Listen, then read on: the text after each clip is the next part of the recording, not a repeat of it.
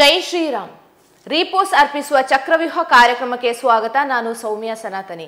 ನಮ್ಮ ಟಿವಿ ಕ್ರಮದ ಎಲ್ಲ ಕಾರ್ಯಕ್ರಮಗಳ ನೋಟಿಫಿಕೇಶನ್ ನಿಮಗೆ ಸಿಗಬೇಕಂತ ಹೇಳಿದ್ರೆ ನಮ್ಮ ಟಿವಿ ಕ್ರಮ ಚಾನಲ್ ಅನ್ನು ಸಬ್ಸ್ಕ್ರೈಬ್ ಮಾಡಿ, ಹಾಗೆ ಬೆಲ್ ಬಟನ್ ಕ್ಲಿಕ್ ಮಾಡೋದನ್ನ ಖಂಡಿತ ಮರಿಬೇಡಿ. ರಾಹುಲ್ ಗಾಂಧಿ ಅವರೇ, ಮೌನ ಬಿಸಾಕಿ ಮಾತಾಡಿ ಸಾಕು. ಇನ್ನು ಮಾತಾಡದೇ ಇದ್ರೆ ಮುಂದೆ ಯಾರು ನಿಮ್ಮ ಮಾತನ್ನ ಕೇಳೋದಕ್ಕೆ ತಯಾರಿರೋದಿಲ್ಲ. ವೀಕ್ಷಕರೇ, ದೇಶದ ಗೌರವ ಅನ್ನೋದು ಯಾರಪ್ಪನ ಮನೆಯೂ ಆಸ್ತಿ ಅಲ್ಲ. ಅದನ್ನು ವಿದೇಶದಲ್ಲಿ ಹರಾಜು ಹಾಕೋಕೆ ಯಾವನಿಗೂ ಅಧಿಕಾರ ಇಲ್ಲ. ರಾಹುಲ್ ಗಾಂಧಿ ಇದನ್ನ ಅರ್ಥ ಮಾಡಿಕೊಂಡ್ರೆ ತುಂಬಾ ಒಳ್ಳೆಯದು. ಪ್ರಜಾಪ್ರಭುತ್ವದಲ್ಲಿ ಅಭಿವ್ಯಕ್ತಿ ಸ್ವಾತಂತ್ರ್ಯ ಇದೆ. ಹಾಗಂತ ವಿದೇಶಕ್ಕೆ ಹೋಗಿ ಭಾರತದ ವಿರುದ್ಧ ಅಜೆಂಡಾ ನಡೆಸೋದು, ಭಾರತದ ಪ್ರತಿಷ್ಠೆ ಹಾಳು ಮಾಡೋಕೆ ಯಾರೊಬ್ಬ ಭಾರತೀಯನಿಗೂ ಅಧಿಕಾರ ಇಲ್ಲ.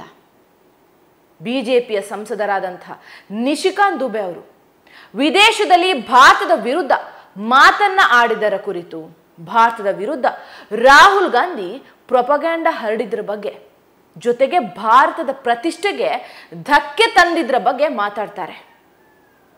ಹಾಗೆ ರಾಹುಲ್ ಗಾಂಧಿಯ ಮುಂದೆ ಎರಡು ದೊಡ್ಡ ಬೇಡಿಕೆಯನ್ನು ಕೂಡ ಇಟ್ಟಿದ್ದಾರೆ.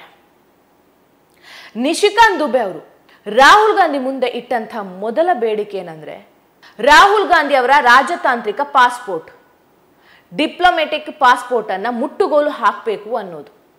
ಇನ್ನೊಂದು ಬೇಡಿಕೆ ಏನಂದ್ರೆ, ರಾಹುಲ್ ಗಾಂಧಿ ಅವರ ವಿರುದ್ಧ ಕಾನೂನು ಕ್ರಮಗಳನ್ನು ಕೈಗೊಳ್ಳಬೇಕು ಅನ್ನೋದು. ನೋಡಿ, ಈ ರಾಜತಾಂತ್ರಿಕ ಪಾಸ್ಪೋರ್ಟ್ ಇದು ವಿಶೇಷ ನಾಯಕರಿಗೆ ಸಿಗುತ್ತೆ, ಸಾಮಾನ್ಯ ಜನರಿಗೆ ಇದನ್ನ ಕೊಡೋದಿಲ್ಲ.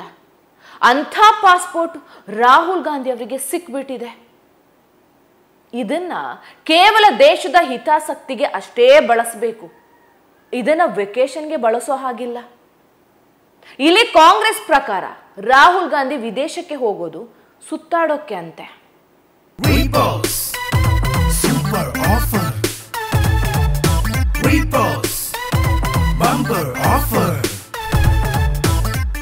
ರೀಪೋಸ್ ಮ್ಯಾಟ್ರೆಸ್ ಅನ್ನು ಖರೀದಿಸಿ ಸ್ಮಾರ್ಟ್ ಟಿವಿಯನ್ನು ಉಚಿತವಾಗಿ ಪಡೆಯಿರಿ. ರೀಪೋಸ್ ಮ್ಯಾಟ್ರೆಸ್. ಈ ಡಿಪ್ಲೊಮ್ಯಾಟಿಕ್ ಪಾಸ್ಪೋರ್ಟ್ ಇದ್ದಾಗ ಏರ್ಪೋರ್ಟ್ ನಲ್ಲಿ VIP ಟ್ರೀಟ್ಮೆಂಟ್ ಸಿಗುತ್ತೆ, ವೀಸಾ ಬೇಗ ಅಪ್ರೂವಲ್ ಆಗುತ್ತೆ. ಸೊ ಈಗ ನಿಶಿಕಾಂತ್ ದುಬೆ ಅವರು ಕೇಳ್ತಾ ಇರೋದು ಏನಂದ್ರೆ, ರಾಹುಲ್ ಗಾಂಧಿ ಅವರಿಗೆ ಈ ಡಿಪ್ಲೊಮ್ಯಾಟಿಕ್ ಪಾಸ್ಪೋರ್ಟ್ ಯಾಕೆ ಸಿಕ್ಕಿದೆ? ಯಾವಾಗಲೂ ವಿದೇಶಕ್ಕೆ ಹೋಗಿ ಭಾರತದ ವಿರುದ್ಧ ವಿಷವನ್ನ ಕಕ್ಕುವಂತ ಇವರಿಗೆ ಯಾಕೆ ಕೊಟ್ಟರು ಇದನ್ನ ಅಂತ. ಅದನ್ನ ಮೊದಲು ಮುಟ್ಟುಗೋಲು ಹಾಕೊಳ್ಳಿ.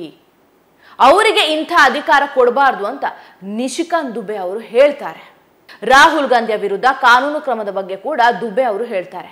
ವಿದೇಶದಲ್ಲಿ ಕೂತುಕೊಡುವ ಹೇಳಿಕೆಗೆ ರಾಹುಲ್ ಯಾವತ್ತೂ ಸಾಕ್ಷಿಗಳನ್ನು ಕೊಡೋದಿಲ್ಲ. ಕಾಂಗ್ರೆಸ್ ಬಳಿ ಇದುವರೆಗೂ ಅವರು ಎಲ್ಲಿ ಹೋದ್ರು, ಯಾಕೆ ಹೋದ್ರು ಅನ್ನೋದಕ್ಕೆ ಉತ್ತರವೇ ಇಲ್ಲ. ಸ್ವತಃ ಅವರಿಗೆ ವಿಷಯ ಗೊತ್ತಾಗಿರಲ್ಲ.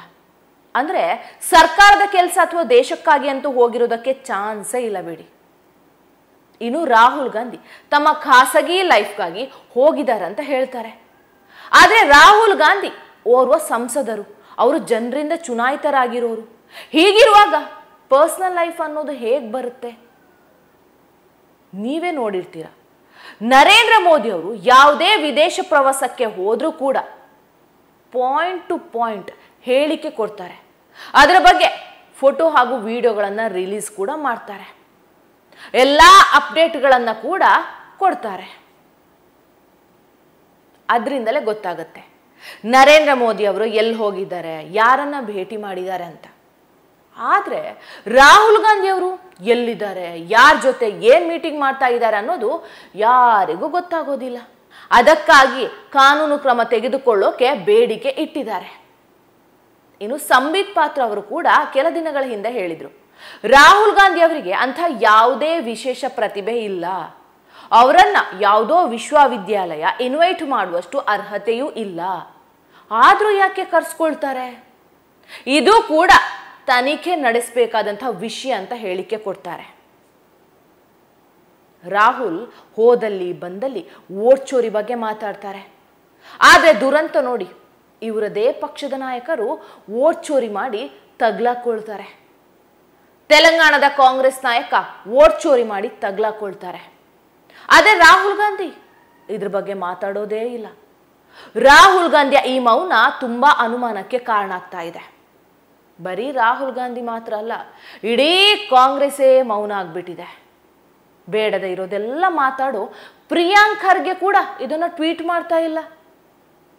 ಬಿಜೆಪಿಯ ಸಂಸದರಾದಂಥ ರಘುನಂದನ್ ಇದನ್ನೆಲ್ಲ ಬಹಿರಂಗಪಡಿಸಿದ ಮೇಲೆ ದೇಶಕ್ಕೆ ಗೊತ್ತಾಗಿರೋದು. ರಾಹುಲ್ ಗಾಂಧಿಯನ್ನ ಅವರು ವಿದೇಶಿ ಹೀರೋ, ಹಾಗೆ ಕಪಟಿ ಅಂತ ಕರೀತಾರೆ.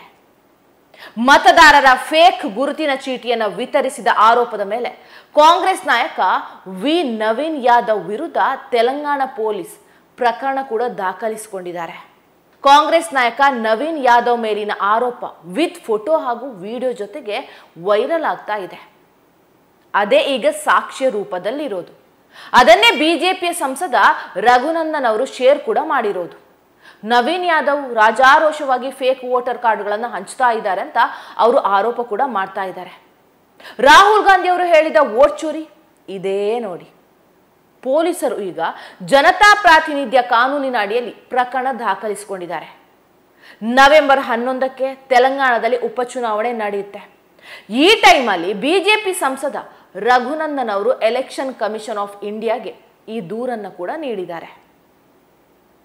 ಪ್ರಜಾಪ್ರಭುತ್ವ ತೊಂದರೆಯಲ್ಲಿ ಇದೆ ಅಂತ ಹೇಳುವಂಥ ಕಾಂಗ್ರೆಸ್ ಪಕ್ಷದ ನಾಯಕರು ಹಾಗೆ ರಾಹುಲ್ ಗಾಂಧಿ ಅವರು ಈಗ ಯಾಕೆ ಮೌನ ಆಗಿದ್ದಾರೆ? ಈಗ ಪ್ರಜಾಪ್ರಭುತ್ವಕ್ಕೆ ಏನೂ ತೊಂದರೆ ಆಗ್ತಾ ಇಲ್ವಾ? ನಿಮ್ಮದೇ ನಾಯಕರು ಹೀಗೆ ಬಹಿರಂಗವಾಗಿ ಫೇಕ್ ವೋಟರ್ ಐಡಿಗಳನ್ನು ಹಂಚ್ತಾ ಇರೋದಕ್ಕೆ ರಾಹುಲ್ ಗಾಂಧಿ ಅವರೇ ಏನು ಹೇಳ್ತೀರಾ? ಮೌನ ಬಿಸಾಕಿ ಮಾತಾಡಿ.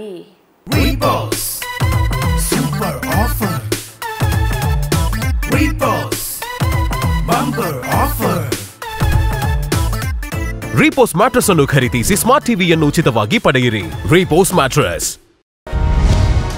ಟಿವಿ ವಿಕ್ರಮ, ದೇಶ ನಿಮ್ಮ ಕೈಯಲ್ಲಿ. ಈ ಕಾರ್ಯಕ್ರಮ ನಿಮಗೆ ಇಷ್ಟ ಆಗಿದ್ದಲ್ಲಿ ಲೈಕ್, ಶೇರ್ ಹಾಗೂ ಕಮೆಂಟ್ ಮಾಡಿ. ಟಿವಿ ವಿಕ್ರಮದ ಕಾರ್ಯಕ್ರಮಗಳನ್ನು ನಿರಂತರವಾಗಿ ವೀಕ್ಷಿಸಲು ಸಬ್ಸ್ಕ್ರೈಬ್ ಮಾಡಿ, ಬೆಲ್ ಐಕನ್ ಒತ್ತಿ.